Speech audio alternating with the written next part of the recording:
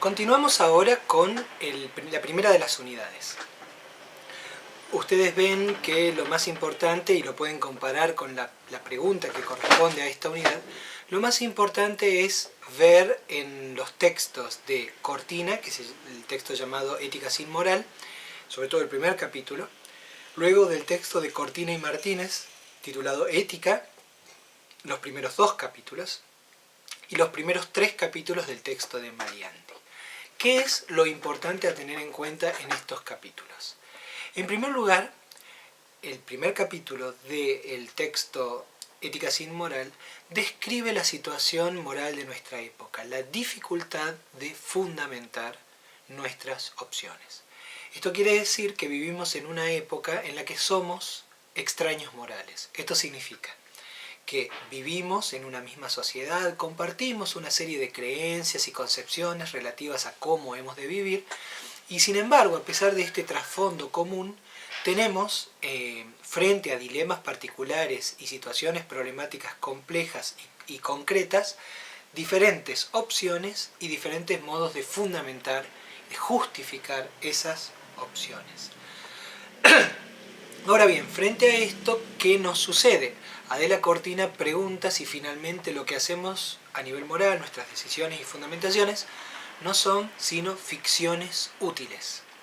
Hay toda una tradición frente a esto, una tradición que no es solamente pragmatista o de una teoría pragmática de la ética, hacemos ficciones para vivir juntos, sino también es la posición que tienen muchas perspectivas clásicas que pensaban que había un bien trascendente y que lo orientaba todo, y que hoy ya no aparece como evidente para la mayor parte de la gente.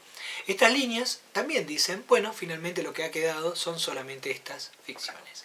Y frente a esto, Adela Cortina se pregunta y propondrá su propia línea, que luego conversaré y expondré siguiendo la ética del discurso de Carlo Toapel y de Jürgen Habermas.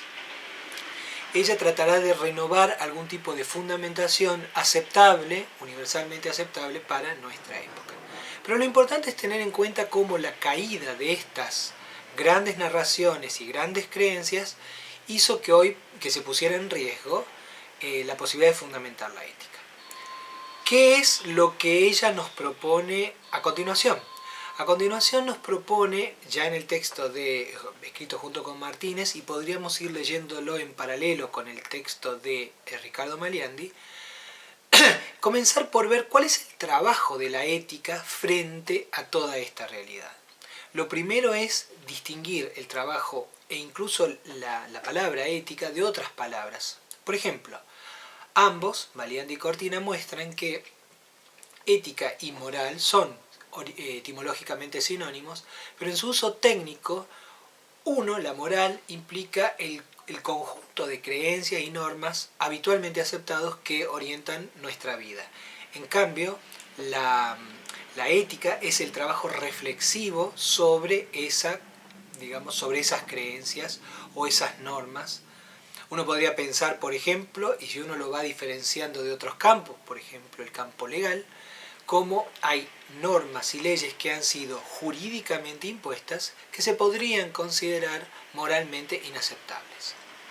Para esto hay que poder diferenciar los campos y saber qué corresponde a cada uno.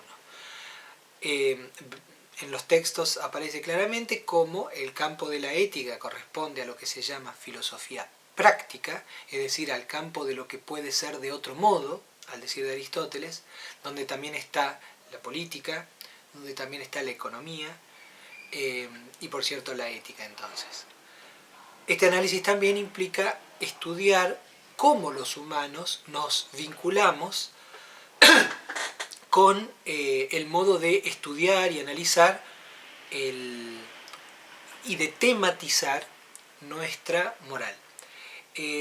Maliandi nos muestra cómo el hecho moral es algo complejo.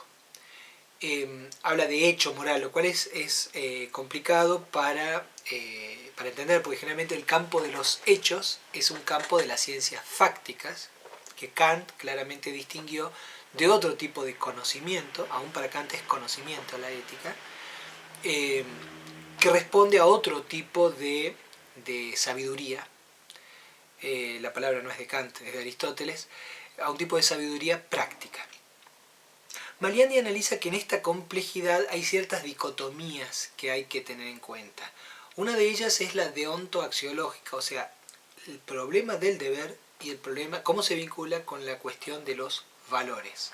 Como deberes y valores son dos tipos de, llamémosle así, de experiencias que a menudo aparecen juntos pero no son lo mismo. También, ya en un sentido vertical, aparece la dicotomía axiológica, es decir, cómo aparecen los valores vinculados con las diversas nociones de bien.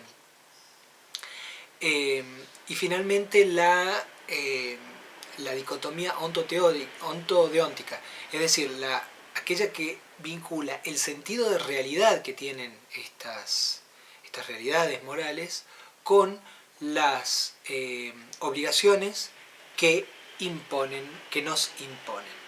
Entonces esta primera unidad lo que va a tratar de hacer es recuperar todo el bagaje, un primer bagaje de mecanismos y de modelos de pensamiento y de términos que corresponden a la ética, diferenciándola de otras experiencias de